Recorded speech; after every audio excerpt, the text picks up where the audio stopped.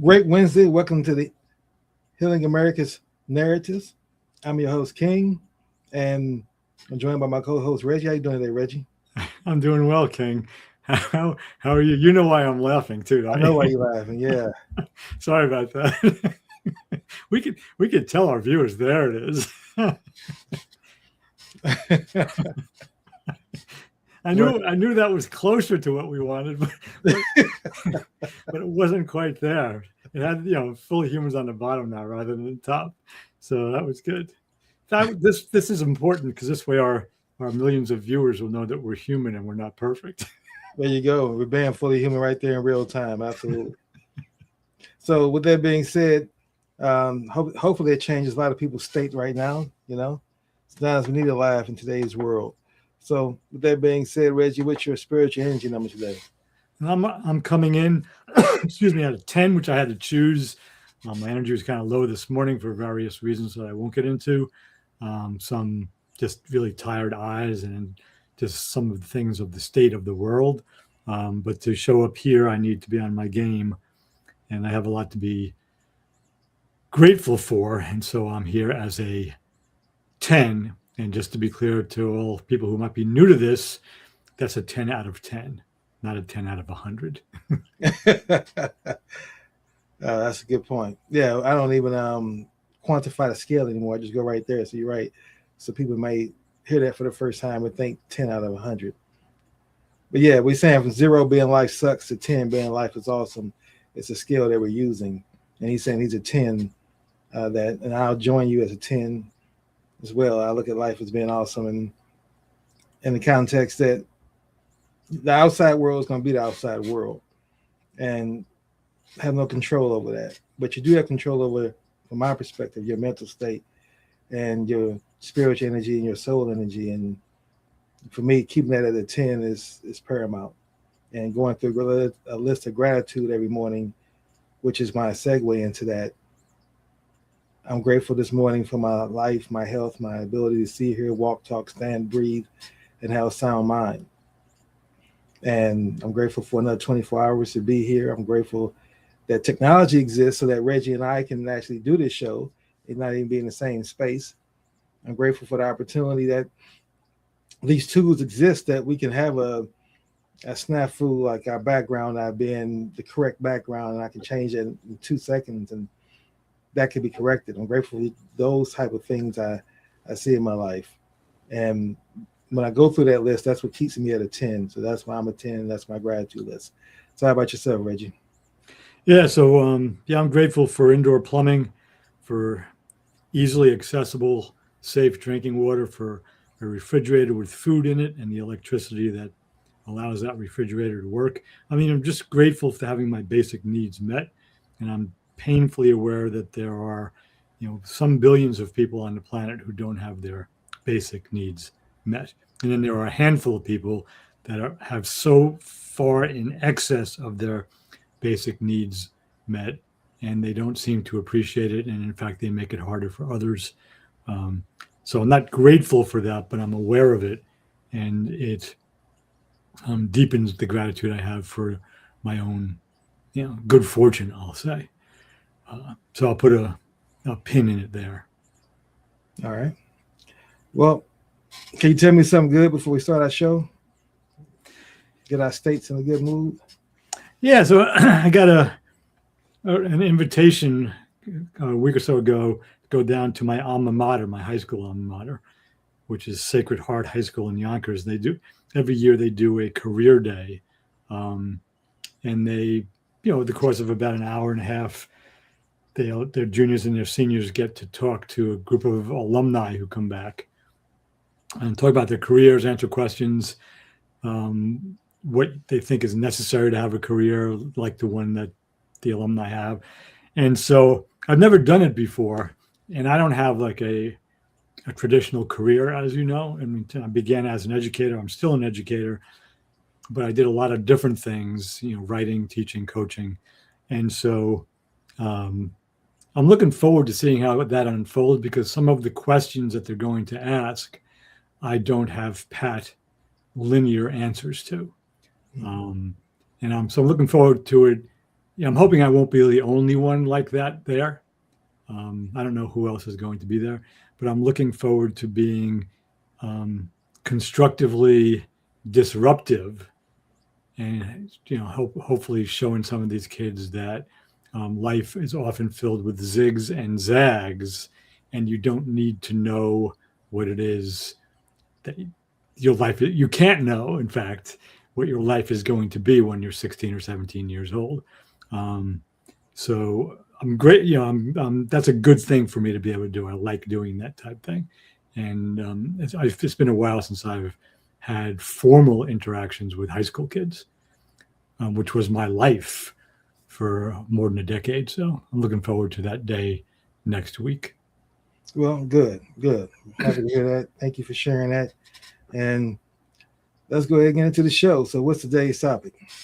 Yeah. So today's topic, I mean, the larger scale is just um, in the context of healing America's narratives, which is becoming an increasingly more difficult task, moment to moment, it seems, especially since the book upon which this podcast is named, came out uh, in 2022, going on 4 years ago. Um, so, in a larger context of the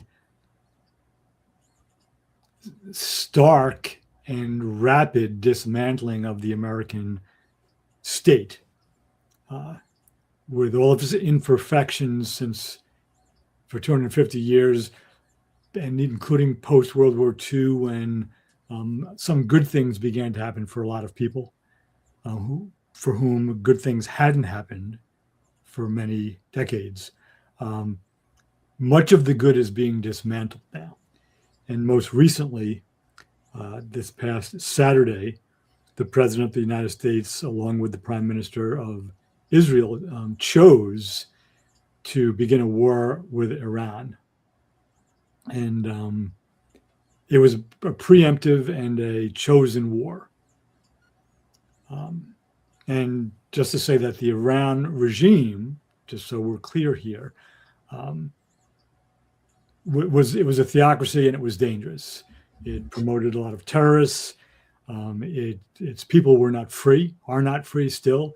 In recent months, it's killed thousands of its own citizens who were protesting for freedom and democracy. But they're the ones, the people are being hurt now because the United States and Donald Trump has no plan for how to govern Iraq. The president of the United States says, we killed your leader, so now it's up for you to make a democracy. Now, what's ironic about that is we've been working in this country on democracy for 250 years. We had a very bloody civil war in the 1800s. We've killed a lot of people in other countries. We continue to kill a lot of people in our own country. Democracy doesn't just happen because people decide on it, and ours is falling apart, as he says that. More specifically, it became clear in the last 24 hours that the timing, and I'm not going to give too much more detail here, but that the timing of this attack on on Iran, was very, very precise, because Israeli intelligence told the Israeli prime minister, who then told the American president and the American intelligence agencies, that for about a day, all of the leaders of Iran would be in one place meeting. So what has come out now is that this war was a pretense for a state assassination. And that's exactly what it is. American military personnel since I've been alive have spoken about, we don't assassinate individuals. That's what they did. And the war is a cover for that. But it became very clear that on that day, those people, the Ayatollah and others, were in one place, and that was one of the first targets that we bombed. And we did kill them. We killed, it would basically be like if a foreign country attacked the United States Capitol during the State of the Union address. So you got the Vice President, Speaker of the House, the President, most members of Congress, most members of the Supreme Court. And there's one designated survivor who doesn't attend it in case something like that happens. It would be like that. And most Americans would think that was a bad thing. Well, I hate to say it, but nowadays, about half the country wouldn't mind losing Congress and the president. But we assassinated a leader, a guy who was not a good guy, okay? And now we're in a war in the Middle East again, after finally getting out of Iraq and Afghanistan in the late 2010s through 2021. And this president and this Secretary of Defense has no plan for what's going to come next, and almost guarantees, this is the last thing I'll say, as the Bush administration created ISIS didn't exist until we went into Iraq in 2003. And we killed many civilians, and we're killing civilians now. The survivors of those we kill, some of whom already hated America,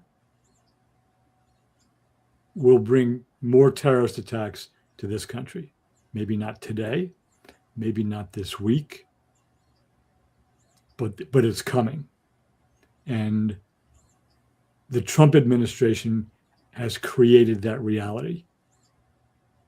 And if you listen to Donald Trump talk about it, right, he doesn't know what he's doing, and he thinks it's another real estate deal. He's in far beyond his depth. And a lot of people, American military personnel for one, there's been a handful of deaths so far, I think 6 or 7 as of this morning.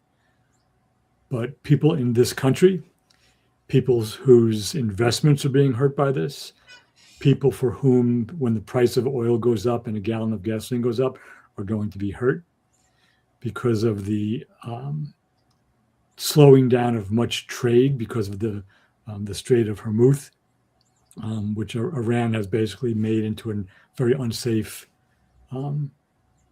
passage now. Everything is going to get more expensive. More terrorism will be encouraged, and the state of the world, the state of this nation, will not be improved in any way.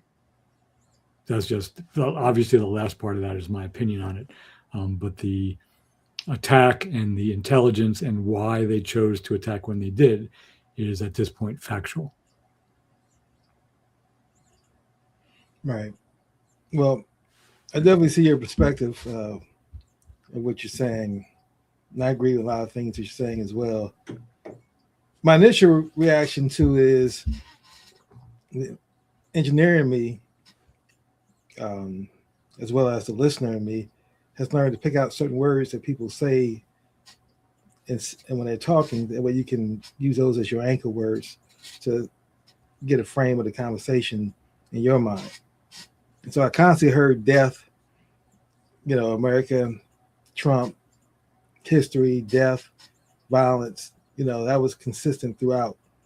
And in saying that, and you alluded right, the war we're doing in Iraq right now is wrong, but Trump is wrong. I mean, since he's been in office, he's been nothing but consistent with his violence, with his lies, with his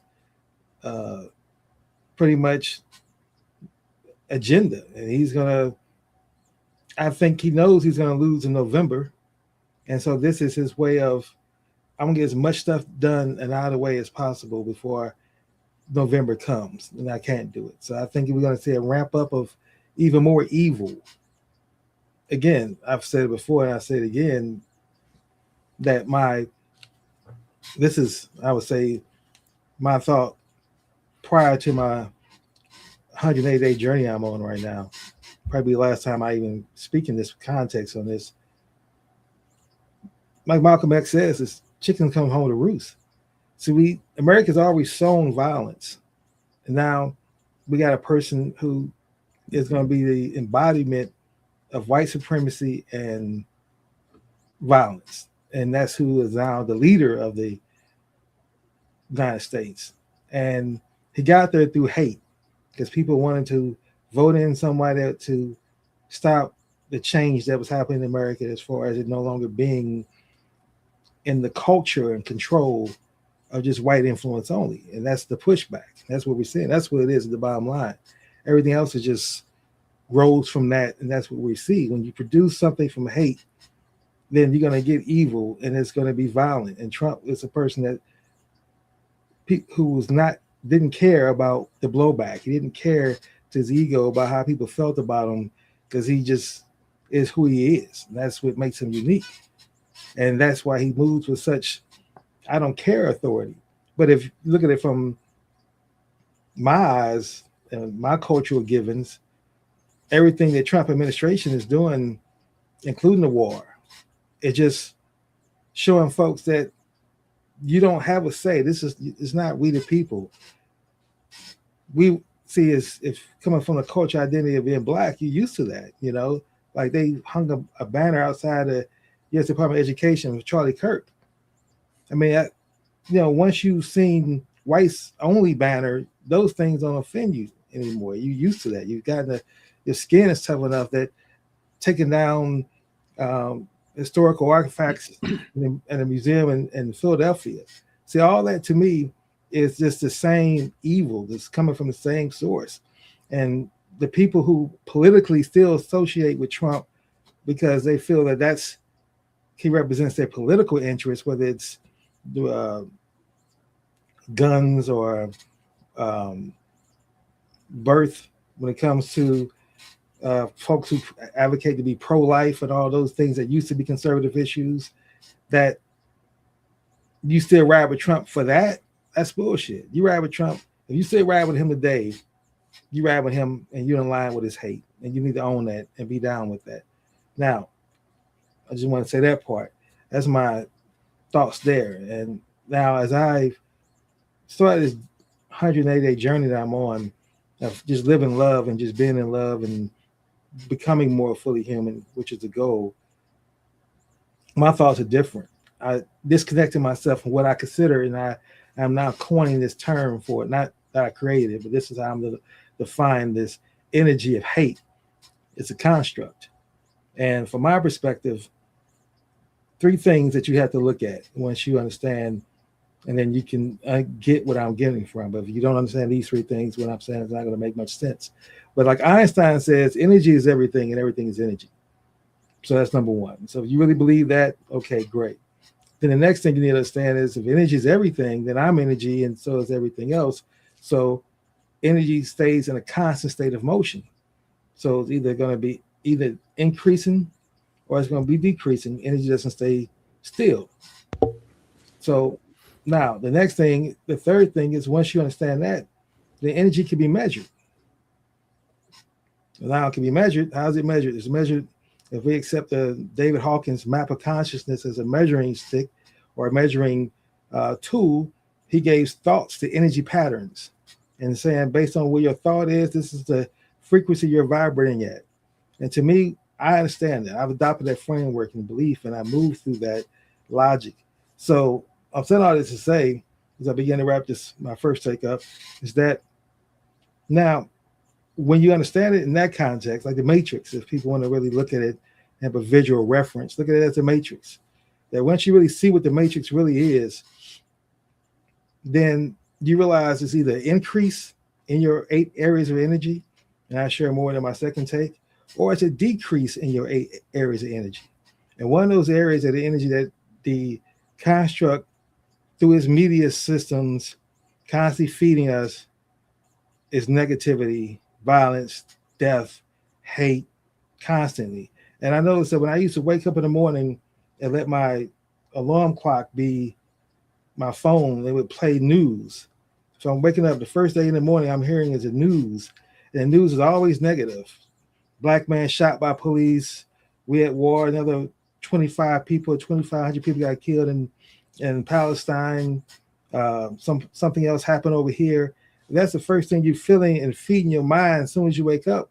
How can you have a great day? How can you even have a productive day? Because before you even get your conscious mind focused on what you got to do and realizing where you at and getting stabilized, your unconscious, your subconscious mind is feeding all that negative energy, again, energy drainage.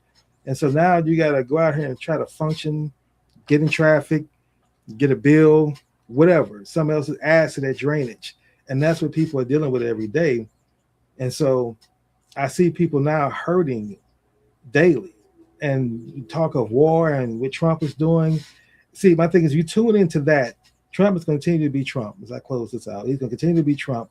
If you continue tuning into that, I can guarantee you that it's going to consistently drain your essence with it.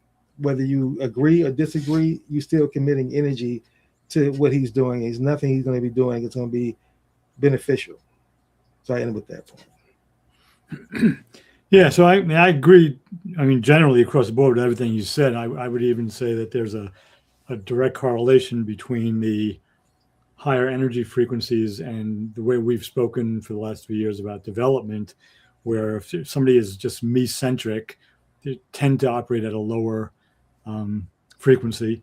If they extend themselves out, so they love people in their given family or group, that tends to be a higher frequency. And those people who really are able to be in all of us or human-centric space tend to vibrate even higher. And then at the very highest level, I'm really connected to all that is, to creation or the universe, would be even higher level. So I tend to equate, those are two ways of talking about the same thing. But the thing I want to address more specifically is people like the late Vietnamese Buddhist monk Thich Nhat Hanh, who was a holy man vibrating at a very high frequency, but also an activist. Dr. Martin Luther King was a holy man and also an activist. John Lewis, who we could say he was a holy man, but he was definitely an activist vibrating at a high frequency, and many others. I mean, I can go on and on and on. And so right now, it's important for us, you and me and others, to be able to take care of ourselves and do the work of raising our frequencies and moving from me-centrism to us-centrism to all of us-centrism. But we also need people to do practical things, to blow whistles in Minneapolis when ICE is coming, to step in between violent federal troops and innocent bystanders, to protest against what the government is doing. I mean, so, I don't know what the frequency of the thousands of Iranians who were protesting against the theocracy were as they were gunned down. Thousands of people were gunned down. But we need both. The sages of the past both went to the mountaintop, went to the cave, or onto the meditation cushion, or into the desert to connect with oneness, with God, with spirit, however you want to say it. And then they went out and they taught, and they showed by example. So we need both of those, because if we all stay home and develop ourselves and don't go outside, the people who have power will not say, "Wow, maybe we're wrong.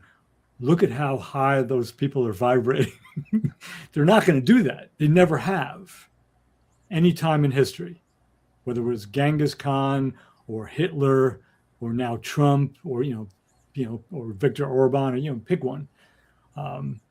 Unfortunately, and this is proven in developmental research, when you have somebody who's operating at a might makes right level of development, where I'll get away with whatever I can, right?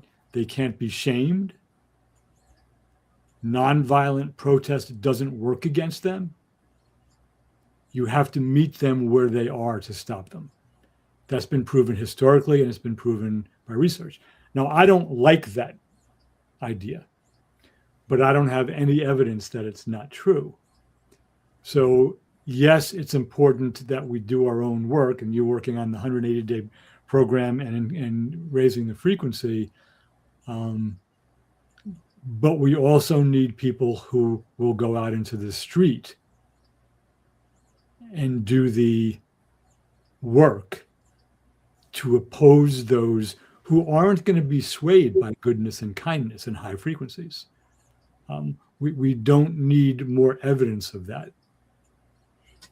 Well, you know, So that's a really tough intersection there. Working on our own development and spiritual growth and being able to step into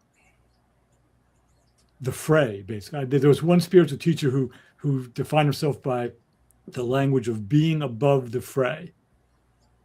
And that doesn't work.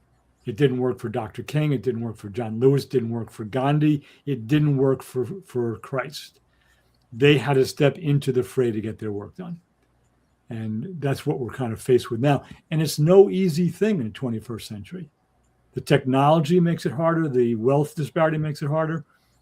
But it's a really difficult moment. And I believe we need both. What you're talking about and what all of the activists and spiritual leaders of the past have done. well, I hear that. And I say this, that number one, it's like the airplane analogy. The plane is going down. But if you don't put your oxygen mask on first, you're not going to be able to help everybody else in the plane, regardless of what your intent is. So that's why it's important that people got to do the mental work first, because you don't do this work first, then you just out there off emotion. Emotion doesn't get you anywhere. Now that's my first take on that. The second perspective is this. See, for me personally, and here's what I'm saying, why I'm doing this and my perspective on it, that I understand this for what it is. In today's time, see, at different times and throughout history, the construct, this evil force of energy has been dominant in different areas and is spoken different languages. And the language that it speaks today is white supremacy.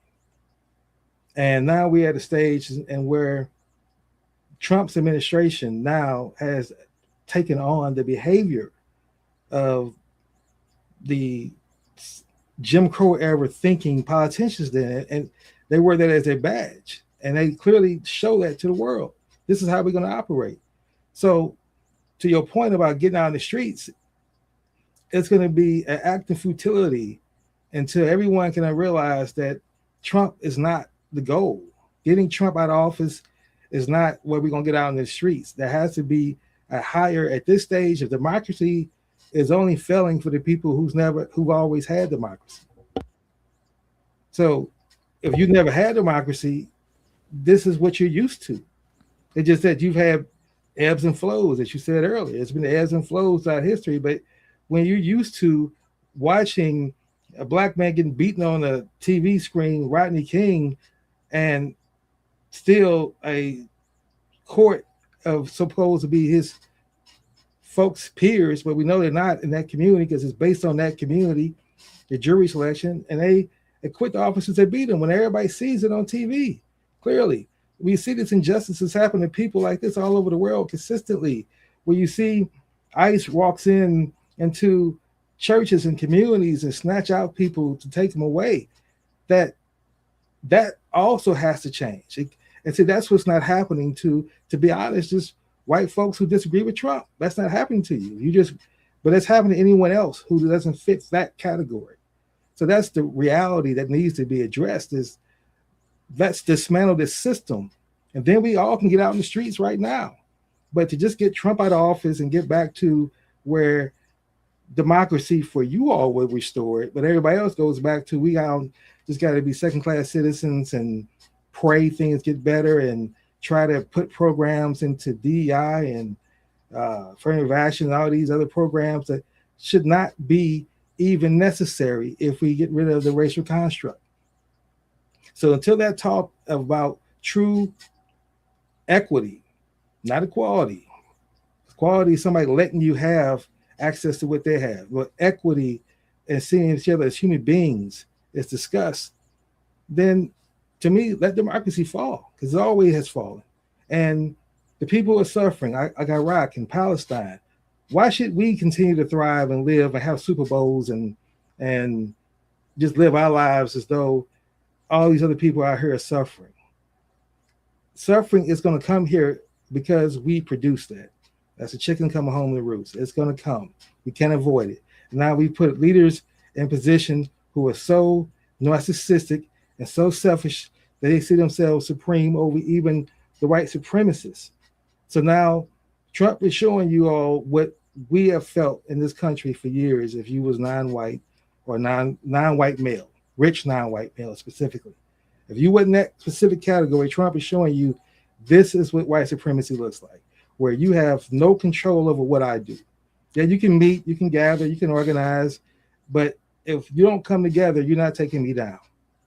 And he's hurting so many people individually that everybody's focused on how is he hurting me and my group, and they're thinking in that selfish context, and that's where everybody is dissipated.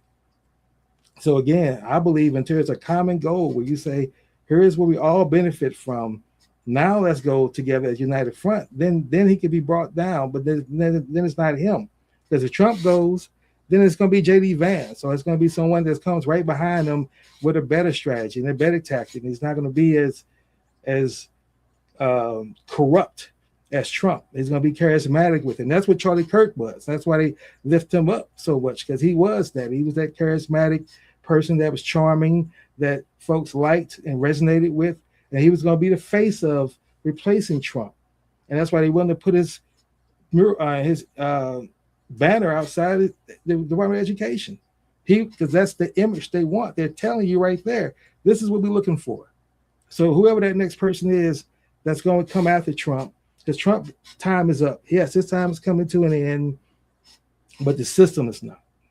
So that's my perspective. So until it does, then I feel that my own mental energy, because I see on top of all that's happening in the world, I would say my 10 people I know that my network personally are all dealing with their own internal wreckage, where they're dealing with whether it's financial pressure or it's health challenges or it's family dysfunctionality or it's career, on top of what Trump is doing and the impact that's having on them.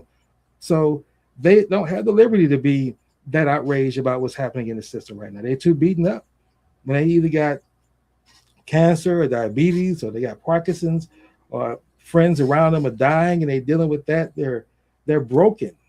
And I'm saying that until you can heal yourself first and get to a point you can start thinking clearly, then any action you put towards getting out in the street is going to, especially if you're black, especially if you're a black male, that's the reality. You get arrested, I'll get killed. That's the reality of us getting out in the street right now. That's the reality. That's what the history, that's what the culture teaches me. And you will be, okay, well, that was injustice. King shouldn't have got killed, and you can write a book about it. You know, other folks can write books about it. I'll get mentioned in the songs, but then add me to that list of songs that's already been played. Of all the other folks who got out in the streets or wasn't out in the streets, just got killed just for being black or a woman or gay or whatever it is that was non-white male. That's the reason that you were killed that day. That's what I'm saying. Until we are ready to stop that hate, then we're going to constantly see, because before Trump, there was Reagan. Now, Reagan didn't bring the country to war and affect everybody that wasn't him. So that's the difference with Trump. Trump is affecting everybody that's not him. You're not in his circle, you are affected. And that's what's new to everybody. But I'm saying the suffering, the negative energy drainage, all that's not new. And then the well-being of people I'm seeing destroyed around me has a higher priority than getting out in the streets and trying to change a system that we have no power of changing. Not my lifetime.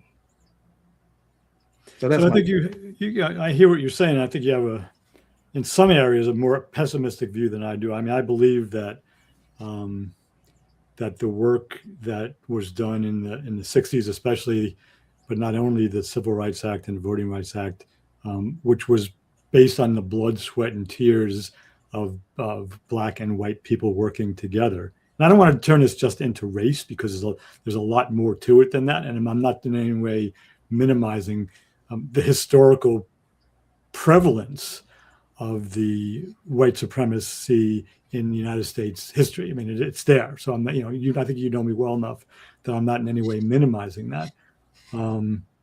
And in fact, in the details of the history and the institutions itself, if you look at, and this is one of the things I wanted to get into, and Trump is a figurehead. I mean, he was chosen by the authors of Project 2025, the Heritage Foundation, the white Christian nationalists, and they saw that he had charisma, that he could manipulate crowds.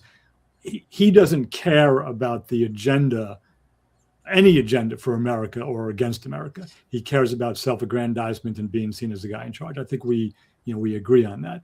He's executing the product of 40 years of Republican conservative strategizing, which manifested as Project 2025.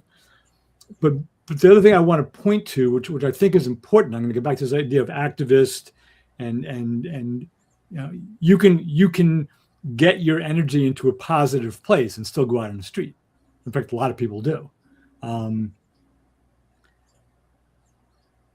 If we look at the biases, and this is speaking to and agreeing with your point about the structures, the very structure of the United States Constitution, I'll mention three pieces of it. The Electoral College. Without the Electoral College, Donald Trump doesn't become president in 2016. In fact, without the Electoral College, there's only going to be one Republican president since, I forget the years now, 1990 something. So that's one. There's a structural problem there. The majority of the people of the country don't pick the president. And because of the way the country is divided in terms of voting districts, where many, many, many more left-leaning, left of center people who tend toward the Democratic Party live in urban and some suburban areas, many more right-leaning people live in more rural and some suburban areas.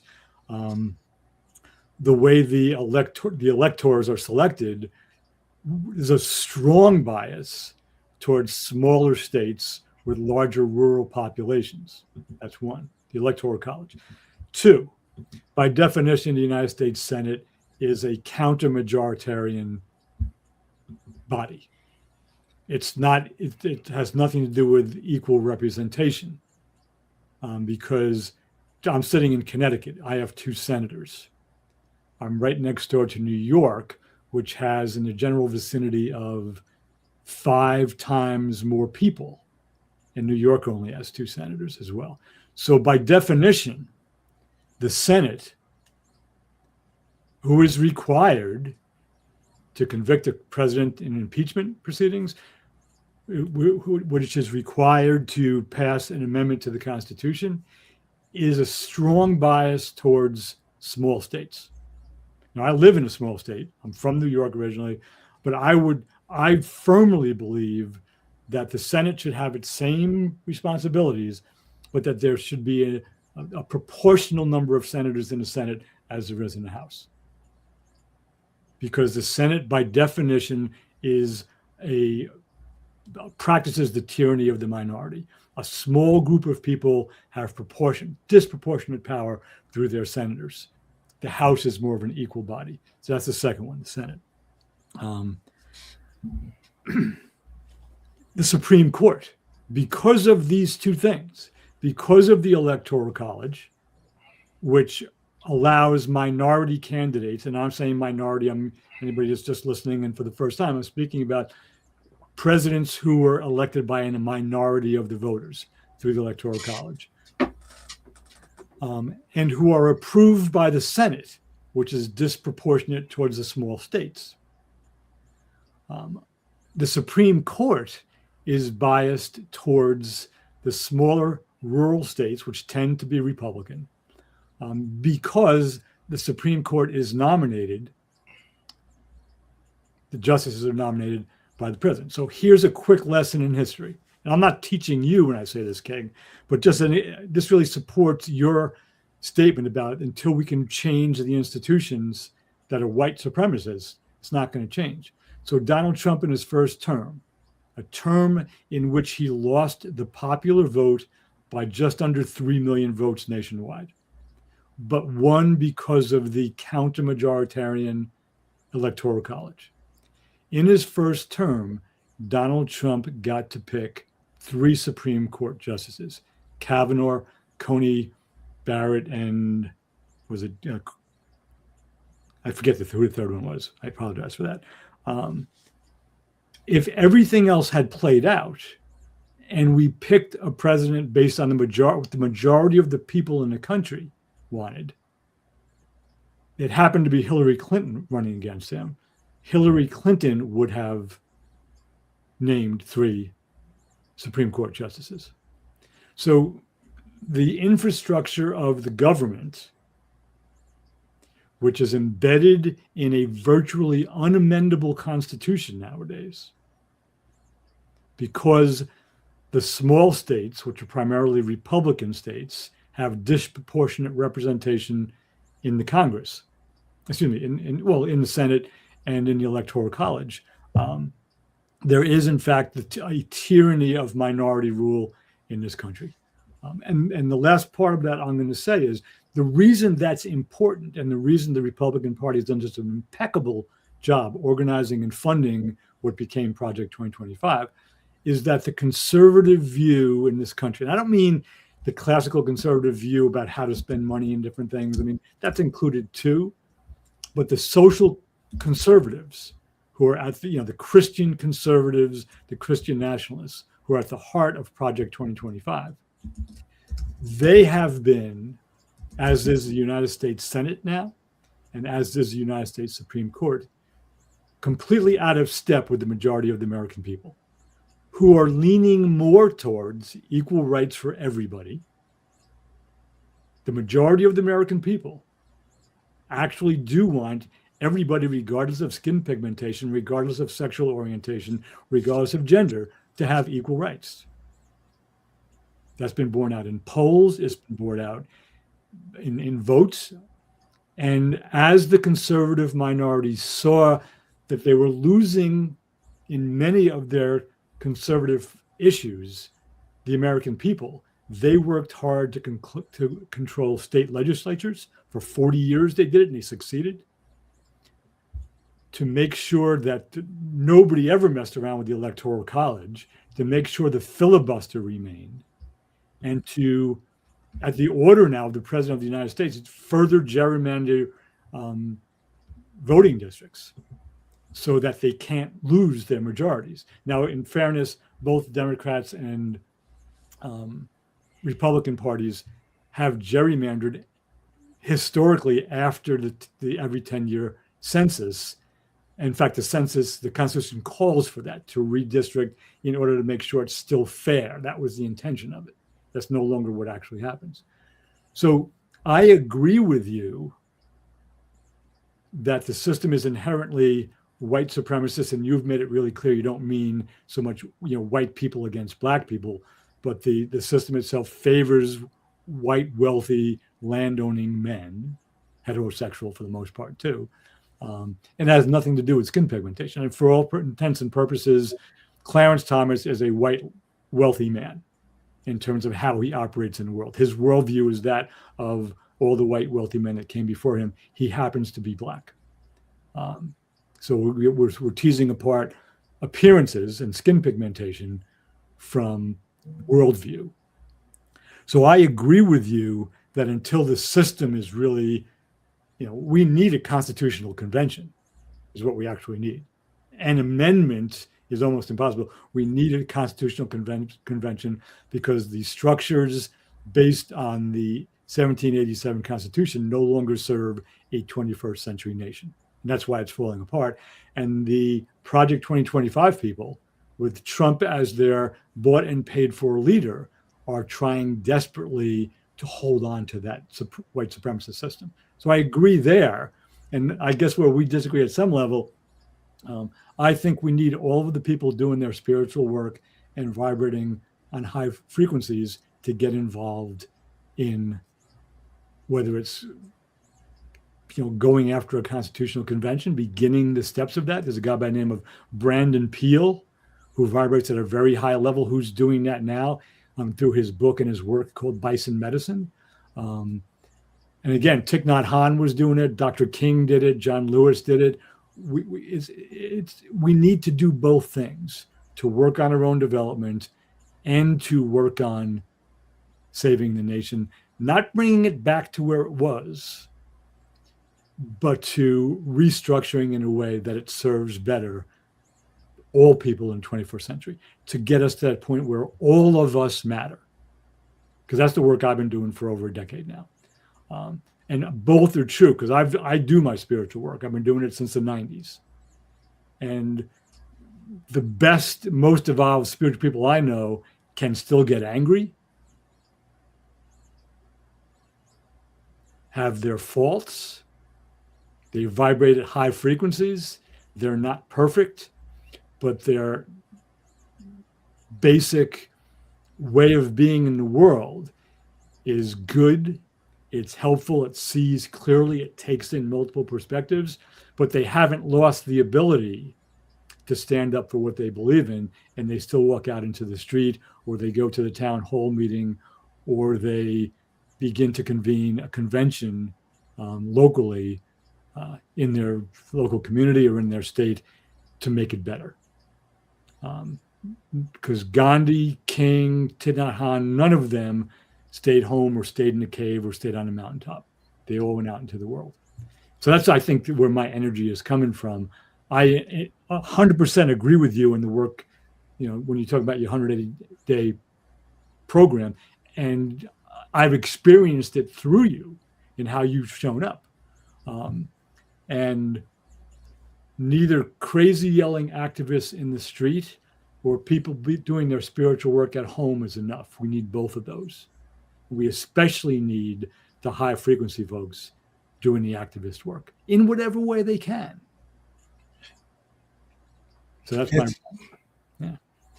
And Reggie, I'll say this so that we're clear, and our listening audience as well, that I don't see you.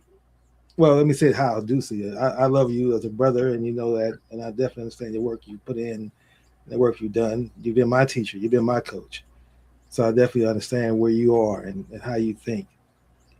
I think the only thing you and I differ on is the urgency, and what I'm saying is that and it was quoted best, I believe it was Malcolm X said it. He said, when you have a cold, we have the flu.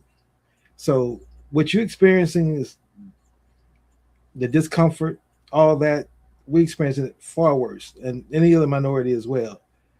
So that's the reality. So we both are in shared need. Yes, my own interest, if I looked at it individually, would say getting it back to even where it was, would get Trump out of office would be a step forward, right? Selfishly, my own interest with business interests and everything I'm working towards. But I'm also at a place, and it's not just about the spiritual woo-woo stuff. That's not what I'm talking about. I'm saying that people need to understand that on top of everything that's happening in the world, people are still suffering.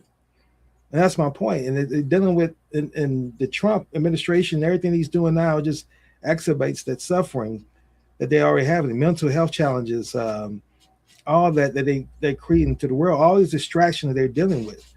And so to say, let's get out in the streets now without having a plan, that's my point. There needs to be a coordinated effort to what are we going to get out in the streets to change? What are we changing? Are we changing just the current president? So when we get him out of office, the energy dissipates, and we still have people over here saying we should still keep fighting, but these people over here saying, well, no, we've already achieved our goal. And so now the coalition is broken up, regardless of what the intent may be of some of the founders. But a collective suffering has to happen. A wreckage has to happen. Because, again, it's not just me saying this. This, to your point, you mentioned King and going back to civil rights. And I quote him by saying this. He says, near the end of his life, this is what he's thinking, not the King that gets quoted and we have a dream speech and all that in the early 63. He says, we have fought hard and long for integration. And as I believe we should have, and I know that we will win, but I've come to believe we're integrating into a burning house. I'm afraid that America may be losing what more vision she may have.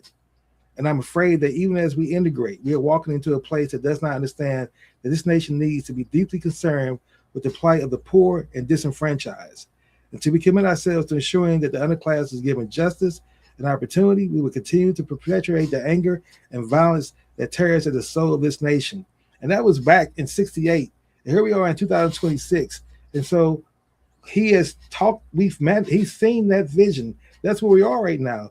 And just getting Trump out of office and not changing America's evil culture, then the next 2030, 2036 is going to be worse than Trump, because it just gets reimagined and it festers back in different ways.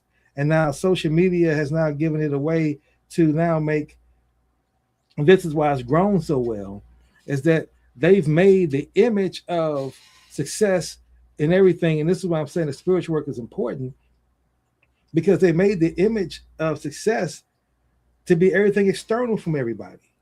And they say, if you want to be successful, this is the ideal of success.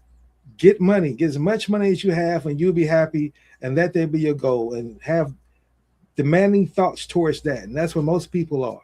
And that's what most people are thinking. They're striving toward their goal. And then you look at reality as a critical thinker, and you'll see that Elon Musk is the richest man in the world. Does he look happy? He sits around and tweets like somebody broken their toilet does. And it's like, how can a rich man in the world have time to tweet about things and to interrupt democracies, because his energy is low? And it's not just energy of woo-woo. It's just, my point of the matter is, everything is energy. It's not just saying it from a philosophical or a psychological standpoint, but then saying, but I'm putting it over here, I'm putting action here. That's still energy at the end of the day. That drainage has an impact on your body. Your body's going to break down. You're going to be not able to function because you're letting the stress beat you down over things we can't control. So until there's a collective agreement of, this is what we're getting out in the streets for. So I agree, yeah, that there's definitely needs to be some action. I'm not saying everybody needs to sit in a meditative state and hum and all that. I'm saying that you need to understand who you are and get yourself right first, so that when you do get in office, things will change. Because you look at Baltimore, and through, it doesn't matter what administration nationally was in office. You want to talk about politics on a local level. Look at Baltimore City, that's been controlled mostly by Democrats and mostly by Black people, my entire knowledge of it. Now, again, they've had some white mayors in there, of course, but lately it's been controlled predominantly by Black. And there's not better off, because it's still within the system, to your point. When I talk about white supremacy, see, that's what folks got to get away from. You got to get away from focusing on color and skin suits. These are just skin suits. We all energy. That's why I say energy is important, because it helps you see that we all just forms of energy within these skin suits. And these skin suits should not be why we should be arguing with each other because of how we look, whether we are gay, straight, trans, whatever. Final point on this, as I wrap up my point, to show you that all this just noise. And that's what I'm getting at. All this is just noise until we change the infrastructure in the system. The Republicans kept trying to figure out what is the formula to get them in power and get them in control. They convinced everybody that they should be upset about transvestites using the bathrooms and turn it into a whole big spectacle where it's talked about at every level. Even the presidents now talking about this and how they feel about creating bathrooms, and all this energy has been spent on this discussion. People laying their views in, actors, everybody, people get canceled over this discussion. And at the end of the day, a restaurant owner here in Maryland, I ain't saying he's the only one, he's the only one I know of, that I just simply said when he built his second restaurant, Busboys and Poets, he just built bathrooms. When you walk in, and it says it's bathrooms that's open to everybody, non-sexual bathrooms. And each one has their own little stall, their own little door, and everybody can just go in there now. So it doesn't matter, you don't share it. Instead of getting away from the shared bathroom concept, each create individual bathrooms, individual doors. May it cost them a little bit more money for construction? Absolutely. But he solved that problem. So now when you go in this restaurant, you don't have the energy of wondering which bathroom, is there a trainee here, is there a man? All that stuff is just wasted, and it keeps people away from the creative liberation. And to the point that you wrote about, and that's what I'm saying all this for, because I know you understand this, when the energy drains from you from your essence, it drains down to you. Energy doesn't disappear, it drains into your shadow. All the things you talk about when you work from out with Carl Jung, that shadow energy now gets created, and that's what manifests, and that's what we see. That's what I'm getting at, is that this world we operate in is been run by people using that shadow energy and not love energy. And if we don't change that, it's not going to change. And yes, we can get out and we can make a little state, we can make a few steps that the next president can now pull back. And so that's what we're doing. We're battling, okay, we get a few more steps, then we get pushed back based on the next president because we didn't change the infrastructure. You know, Jimmy Carter was the most successful president at creating and adding more judges. And he added more women and more Black people in positions of judge than any other president before or since him. And no one knows that about him. He doesn't get any kind of lift up, so no one ever try to model that. No one, but they look at him as we treat him in our society, and our historians accept this, in our media, as a failed president, because they talk about how high inflation was and all that while he was in office. And so he gets dismissed. And he's the only person I've ever seen as president that was presidential from before, during, and after. A true humanitarian. But do we lift him up to say this is an example of what a president should be? No. We lift up people like Trump and put him in power with his selfishness, and Elon Musk and that whole male now dominated side. They tell you that to be successful, you got to be a uncaring, non-emotional person toward anybody else's feelings. Get yours win at all costs mindset. So if that mindset is still going to be prevalent once Trump's out of office and we stop that initial surge of democracy still withstands, then the next one's going to get produced from that, is what I'm saying. So until we do get rid of this too, then we're always going to be still in this construct prison that we're living in. Yeah, I agree with that. I want to clarify one bit of language, because I referred several times to getting out in the street. And I use that metaphorically. It includes getting out into the street literally, like to go to a protest or a demonstration. But when I say it, I mean it metaphorically as doing something practical and proactively based on your beliefs about a better world and something that's pro-democratic and pro-rule of law. So when I say get out in the streets, I don't mean just, I'm not saying this so much to you, King, but to anybody who might listen to this. I use that as a metaphor that includes literally going to a protest, but also writing, going to town meetings, speaking to friends, reading things that you might not have ever read before, and learning. Producing a podcast show. What's that? I said producing a podcast show. Oh, yeah, okay. Sorry. Yeah. So all of that for me is getting out into the street, which is just an easy way to say it rather than listing all of the things. Yeah, we should do a podcast someday. Yeah, so I just wanted to clear that up. And again, I really believe that the Constitution, in fact, one of the sessions in the class I'll begin teaching this Friday at the University of Connecticut, Osher Lifelong Learning Institute, one of the chapters is on the Constitution, and then the subtitle of it is the U.S. Constitution, Sacred Scripture or Obsolete 18th Century Relic. And because a lot of people think that the U.S. Constitution, because of the aggrandized history of the nation, was written by God, and is right the way it is and should never be messed around with. And that's so far from the truth for anybody who's living consciously in the 21st century that we really do need a constitutional convention attended by people who care about democracy, the rule of law, equal protection of the law for everyone, and getting rid of all of the things that prevent that. And there are any number of them. Again, the original Constitution, just to remind people, it's not funny, but women were not included in it. The word woman did not exist in there. They used euphemism for enslaved peoples. They never mentioned slavery. They referred to imported property That's how slaves were referred to in the Constitution.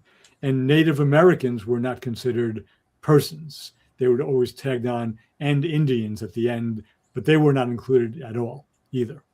Now, we've made a little bit of progress in those three categories, but it's still an outdated, archaic 18th century document. This is the 21st century. It needs to be, if not completely replaced, it needs to be drastically amended, and amendments are hard to come by nowadays. So anyway, that's a whole other topic, maybe for next week. Yeah, you got to give us our understanding of what's the next steps. How do we still navigate in this world with the war going on and keep our humanity? So I would say the next step, just because of what I just said, I'm going to assume that many people, I know that most Americans have not actually read the Constitution. So I would say get a copy of it. It's a quick read. And this is, I think, a 3x5 little document. Read it. And when you get to those parts where the language, again, it's language from the 1780s, where it's a little bit obscure, you're not sure what it means, maybe, pick up a book like Jill Lepore's We the People, A History of the United States Constitution, or even just go online. And don't trust everything from AI, because AI gets some things wrong, but begin with AI and ask AI what certain passages mean if you don't understand them. And just learn what the shortcomings of the Constitution are on your own. Don't take my word for it, but there are shortcomings, and they hold this country back from, what it really could be as it, from the Constitution itself, as we work toward a more perfect union. And right now we're not doing that. We're running as quickly as we can from a more perfect union. So read the Constitution and get someone to help you understand it if the language feels obscure. Absolutely. I agree 100%. I just want to add this last little piece to that too. Reggie, you and I have not been in disagreement. We've just been approaching from different streets, the same conclusion, direction, destination, and that is this: that you are the example of what I'm advocating for. You're the embodiment of that. You've gone through the woo-woo, and as a result of going through the woo-woo, you're able to, as we say, the energy work. Let me say that. You've gone through the energy work in that process, and that's why you are advocating what you're advocating. And you've written what you've written, and you have documented proofs because you've elevated your consciousness to be able to see from different perspectives and be fully human, and that has produced the work that it has. So if people have not done that work, they're not going to be as effective, and they're going to be easily swayed, and energy would dissipate. Your energy has not dissipated because you did that work, and you've gone through it, and you still do it. So that's why I'm just saying I think it's but I think some of it needs to be before you go out here and get actively involved. That's the only difference. I just want to wrap that point up and say. And now shift into, and I'm going to throw the ball in your court now first, because you may have someone in mind who we want to lift up as examples of being fully human as we ride on our show, because we want to make sure that people understand that we're not just talking about things from an abstract perspective, that people actually did live lives and are currently living these fully human lives that Reggie's advocating for and I'm advocating for from different perspectives throughout this day, but we still both are in unity on the fact that these people are great people. So Reggie, who would you want to be the person you want to give flowers to right now that's you want to lift up as being fully human? Yeah, I'm going to actually use two people, and it's really relevant in this moment, like today and yesterday. And so that's Jasmine Crockett, who's a United States Congresswoman from Texas, and James Talarico, who's a Texas state legislator. And people who might not know them, I would hope most people who would listen to this do know who they are, but who knows? Crockett is a black woman. Tallarico is a white Protestant male who's also a seminarian who's well versed in the Bible and takes the word of Jesus at his word in terms of loving everyone, unlike most of the white Christian Protestants that seem to have power in this country. So they both decided to run to challenge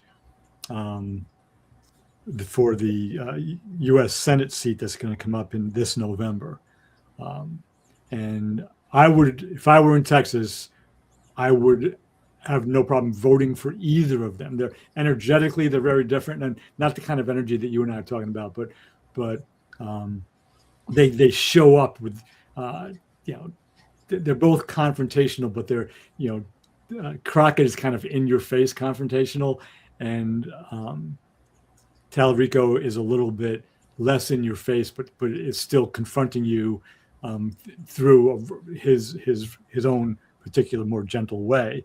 And yesterday,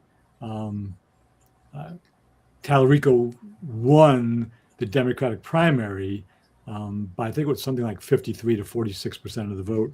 And they had a little bit of tension between them, but for the most part, they treated each other well.